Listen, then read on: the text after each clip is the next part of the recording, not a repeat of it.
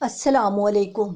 پیش خدمت ہے پاکستان کی سابق وزیر اعظم بے نظیر بھٹو اور پاکستان کے سابق صدر آصف علی زرداری کی صاحبزادی آصفہ بھٹو زرداری کی بائیوگرافی۔ پاکستان کے سیاسی خاندانوں کی تاریخ بتاتی ہے کہ سیاسی وراثت صرف پہلی اولاد یا اولاد نرینہ ہونے کے ناطے نہیں ملتی، بلکہ اس کے لیے شخصیت، اہلیت اور تدبیر کو مرکزی عمل دخل ہوتا ہے۔ سابق وزیر اعظم بے نظیر بھٹو کی موت کے بعد سن 2008 میں جب پاکستان پیپلز پارٹی نے وفاق میں حکومت سنبھالی تو قومی اسمبلی کے پہلے اجلاس میں سپیکر باکس سے نعرہ بلند ہوا، زندہ ہے بی بی زندہ ہے۔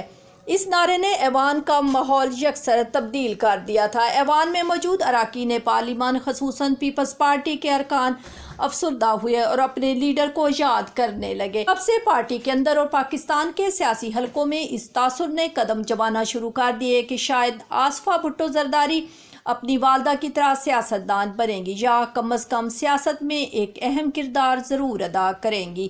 پاکستان کی سابق وزیر اعظم بے نظیر بھٹو اور سابق صدر آصف علی زرداری کی چھوٹی صاحبزادی آصفہ بھٹو زرداری اس وقت تک سماجی رابطوں کی ویب سائٹ یا عالمی فلاحی کاموں میں زیادہ سرگرم نظر نہیں آتی تھیں، لیکن اب انہیں باقاعدہ طور پر عوامی سیاست میں متعارف کروانے کا فیصلہ کیا گیا ہے۔ 2008 کے عام انتخابات ہوں یا لیاری اور لاڑکانہ میں پیپلز پارٹی کی انتخابی مہم، آصفہ بھٹو اپنے بھائی بلاول کے ساتھ سیاست میں پیش نظر آئیں۔ جب آصف زرداری کے خلاف احتساب عدالت میں مقدمات چلے تو آصفہ بھٹو زرداری والد کا ہاتھ تھام کر عدالتی پیشیوں پر بھی نظر آئیں۔ آصف زرداری سے گرفتاری کے بعد جب سوال کیا گیا کہ اگر بلاول بھی گرفتار ہو گئے تو وہ کیا ہوگا، سابق صدر نے جواب دیا، بلاول گرفتار ہوئے تو پارٹی پرچم آصفہ سنبھالیں گی۔ کچھ عرصہ قبل جب نیب نے بلاول بھٹو زرداری کو تحقیقات کے لیے طلب کیا تھا اور ان کی گرفتاری کی قیاس آرائیاں ہونے لگی تو بلاول نے واضح الفاظ میں کہہ دیا تھا کہ وہ گرفتار ہوئے تو ان کی آواز آصفہ بنے گی۔ اس کے علاوہ سماجی رابطوں کی ویب سائٹ ٹویٹر پر وہ بلاول اور پیپلز پارٹی کے رہنماؤں کے بیانات کو باقاعدگی کے ساتھ ری ٹویٹ کرتی ہیں اور کبھی کبھی سیاسی معاملات پر اپنے رد عمل کا بھی اظہار کرتی ہیں۔ ٹویٹر پر ان کے 25 لاکھ فالوورز ہیں، خاص طور پر سول ملٹری تعلقات، سویلین اور پارلیمان کی بالادستی اور صوبائی خود مختاری پر وہ کھل کر بات کرتی ہیں۔ آصفہ بھٹو کی پیدائش 1993 میں ہوئی تھی اور اس وقت ان کے والد آصف علی زرداری اسیری کی زندگی گزار رہے تھے۔ آصفہ نے آکسفورڈ بروکس یونیورسٹی سے سیاست اور معاشرتی علوم میں بیچلر کی ڈگری حاصل کی ہے، جبکہ MS کی degree global health and development میں یونیورسٹی کالج لندن سے۔ پاکستان میں جب سرکاری سطح پر انسداد پولیو کی مہم کا آغاز ہوا تو وہ پہلی بچی تھی جنہیں پولیو کے قطرے پلا کر اس مہم کا آغاز کیا گیا تھا۔ اس وقت ان کی والدہ بے نظیر بھٹو وزیر اعظم تھی۔ والدہ کے مشن کو انہوں نے اپنا فرض سمجھ کر قبول کر لیا۔ جب سن 2008 میں پاکستان پیپلز پارٹی اقتدار میں آئی اور ان کے والد وہاں صدر پہنچے تو پولیو فری پاکستان مہم کا آغاز ہوا۔ اقوام متحدہ کی جانب سے انسداد پولیو کے لیے انہیں اس مہم کا سفیر مقرر کیا گیا۔ آج بھی وہ روٹری انٹرنیشنل کی سفیر ہے۔ صوبہ سندھ میں پولیو مہم کے انتظامات میں دلچسپی رکھتی ہیں۔ آصفہ بھٹو اپنی پہچان عالمی شہری کے طور پر رکھتی ہیں۔ فلپائن کے جزائر میں طوفان سے متاثرہ خاندانوں کے لیے عطیات اکٹھا کرنے کی مہم کے دوران انہوں نے دسمبر 2013 میں 13,000 فٹ بلندی سے سکائی ڈرائیو کی تھی، جس کو انہوں نے جمپ فار ہیومینٹی یعنی انسانیت کے لیے چھلانگ قرار دیا تھا۔ اس مہم کے ذریعے انہوں نے 2,500 برطانوی پاؤنڈ جمع کیے تھے۔ آصفہ بھٹو کو گلوبل سٹیزن فیسٹیول سے خطاب کرنے کا بھی اعزاز حاصل ہے۔ وہ واحد پاکستانی ہیں جنہوں نے اس غیر سرکاری عالمی فورم سے خطاب کیا۔ غربت کے خاتمے کے لیے ستمبر 2012 میں نیو یارک میں پہلا گلوبل سٹیزن فیسٹیول منعقد کیا گیا تھا۔ آصفہ بھٹو اپنی والدہ کی راہ پر چلتی ہوئی نظر آتی ہیں۔ ان کے لباس اور بات کرنے کے انداز میں بھی والدہ کی جھلک نظر آتی ہیں۔ وہ ان کی پولیو مہم کے علاوہ دیگر شعبوں میں بھی ان کی جانشین کے طور پر موجود ہے۔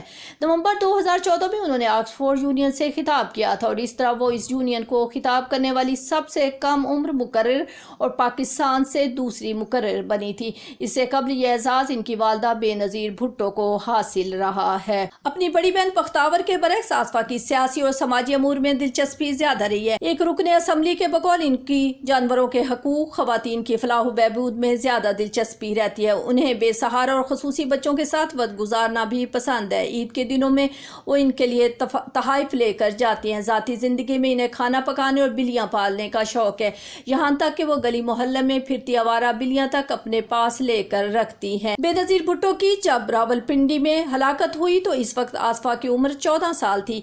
इसके बाद वो अक्सर अपने वालिद आसिफ अली जरदारी के साथ ही नजर आती हैं। फिर घड़ी खुदाबख्श का जलसा आम हो या इस्लामाबाद में अदालती पेशी, इसलिए कहा जाता है कि दीगर बच्चों की निस्बत वो अपने वालिद के ज्यादा करीब है। वो सोशल मीडिया पर तो सरगर्म है लेकिन रवायती मीडिया से दूर रहती है। गुज़िश्ता साल आसिफ अली जरदारी की गिरफ्तारी के बाद उन्होंने मीडिया से बात करते हुए उनकी सेहत पर तशवीश का इजहार किया था। गुज़िश्ता साल BBC को दिए गए इंटरव्यू में उन्होंने सियासत को विरसा करार दिया था और कहा था कि वो अपने भाई की हम आवाज बनेंगी।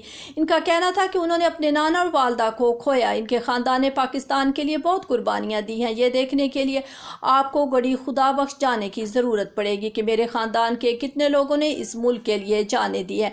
हमारे पास सिर्फ यही रास्ता था, या तो हम खामोश रहें या आगे बढ़कर हक़ के लिए आवाज़ उठाएं। मेरे नाना ने अवाम के हकूक़ के लिए आवाज़ बुलंद करने को तरजीह दी। मेरी वालदा ने भी यही रास्ता इख्तियार किया और अब मेरे भाई भी अपने नाना के मिशन और वालदा की सोच को आगे लेकर चल रहे हैं। मेरे भाई पूरे पाकिस्तान के लिए बोलते हैं और मैं भी इनके साथ अवाम की आवाज़ बनती रहूँगी। यहाँ सवाल ये उठता है कि क्या सियासत इन्हें चुन रही है या वो सियासत को। BBC से बात करते हुए पार्टी के सीनियर लीडर कमर जमान कायरा ने तबसरा किया कि कुछ जिम्मेदारी इंसान खुद संभालता है और कुछ तारीख इंसान पर डालती है।